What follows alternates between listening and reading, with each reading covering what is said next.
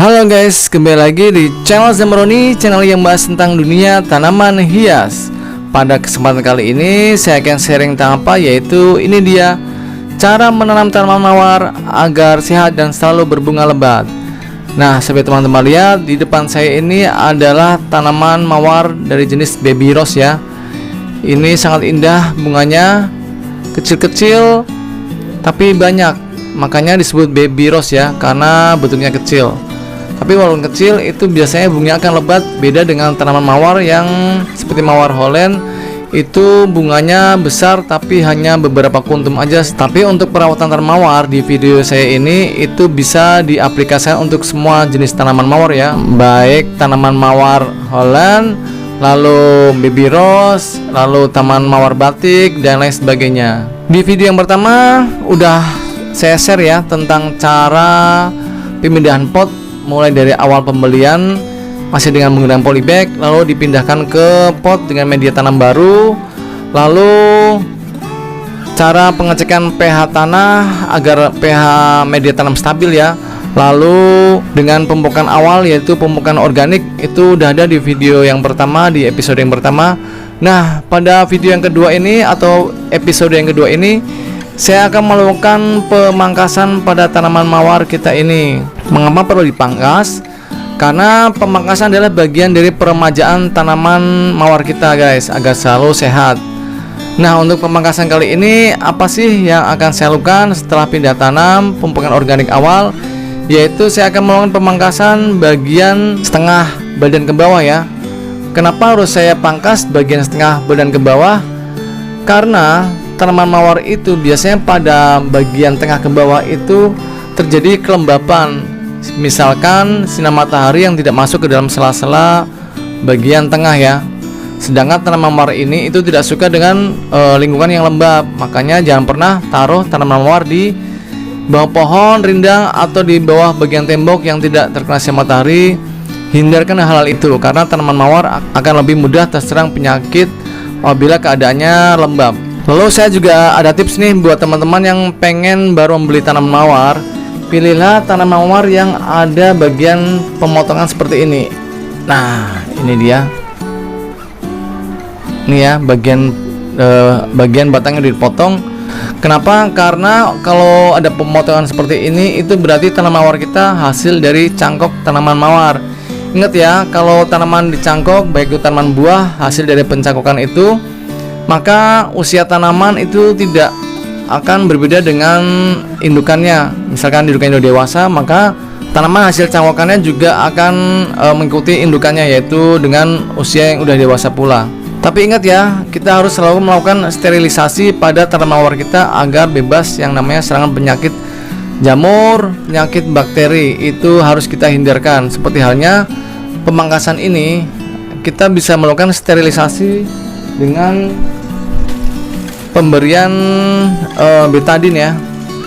Kita siapkan ini cotton bud, lalu siapkan betadine, kita beri ya ujungnya cotton bud ini. Nah, ini kemudian kita oleskan ke bagian batang yang udah dipotong seperti ini. Nah, itu dia ya. Kenapa sih harus kita melakukan sterilisasi? Nah, sebelum pemangkasan ini saya sudah siapkan ya sebuah gunting dahan. Itu dia.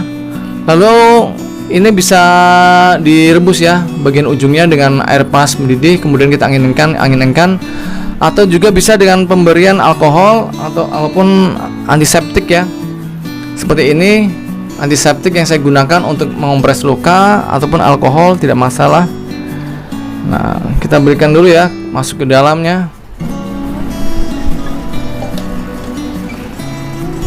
Nah, itu dia. Sekarang kita mengoleskan bagian ujungnya ya. Nah, udah. Kenapa sih kayaknya kok berlebihan banget dalam merawat tanaman mawar? Emang tanaman mawar itu cukup sensitif ya. Beda dengan tanaman keladi, alocasia itu cukup mudah. Tapi kalau untuk tanaman mawar, waduh, pokoknya teman-teman harus ekstra sabar, ekstra teliti. Nah, sekarang kita melakukan pemangkasan ya.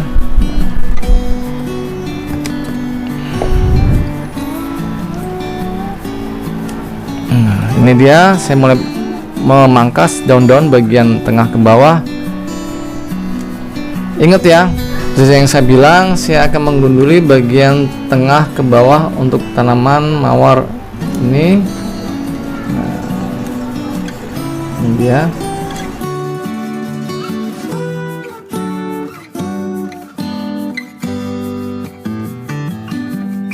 Nah, ini dia guys hasilnya ya. Bagian tengah ke bawah itu udah mulai gundul semua. Kalau udah seperti ini pasti sinar matahari akan lebih leluasa mengenai bagian akar ke bawah. Jadi tidak akan ada kelembaban bagian tengahnya ya.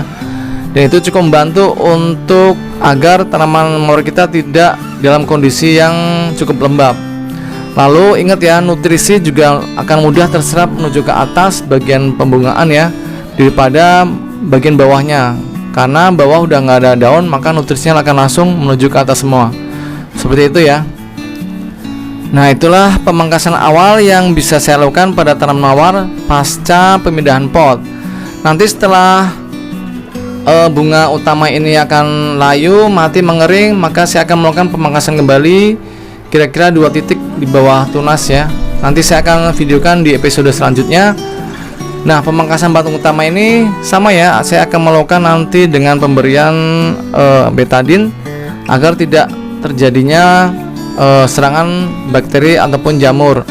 Karena seperti halnya ini, nah itu pemangkasan ini, kalau kita beruntung maka bagian jaringan yang mati itu akan berhenti paling di ujungnya.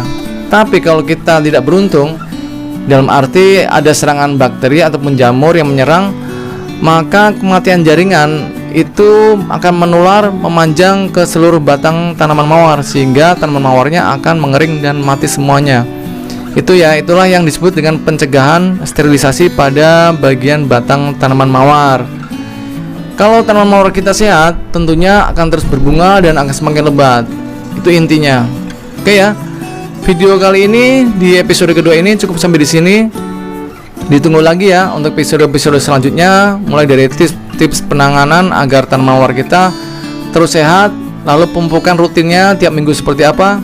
Jangan lupa subscribe dan tekan tombol loncengnya agar dapat notifikasi dari video-video yang terbaru. Sampai ketemu ya di video selanjutnya tentang penanaman mawar. Sampai jumpa. Dah. Halo guys, saya punya kabar baik untuk teman-teman para pecinta tanaman di rumah. Saya sekarang udah membuka toko pertanian secara online loh, yaitu di Zambroni Florist. Di toko pertanian saya ini menjual berbagai macam pot, mulai dari berbagai ukuran dan jenisnya. Lalu juga ada berbagai macam pupuk seperti pupuk NPK dengan berbagai merek, KCL, TSP, Degastar, Urea, Merauke, E4, pupuk organik cair dan lain sebagainya. Lalu ada juga insektisida, herbisida, fungisida, media tanam yang saya pakai sampai dengan tanaman hidup seperti tanaman hias, anggrek, mawar, melati dan sebagainya. Lalu juga ada tanaman buah seperti berbagai jenis dari mangga, jeruk, jambu, kelengkeng dan sebagainya. Semua itu bisa didapatkan melalui pemesanan di nomor WA berikut ini ya, ataupun ada di deskripsi channel saya. Konsultasinya gratis. Semua barang yang saya jual itu adalah barang-barang berkualitas tinggi dan terbaik. Jangan lupa pesan sekarang ya guys. Kalau mau subscribe channel saya, tekan tombol sebelah kanan saya. Dan kalau mau lihat video-video saya yang lain, ada di sebelah kiri saya. Tonton ya, jangan lupa guys.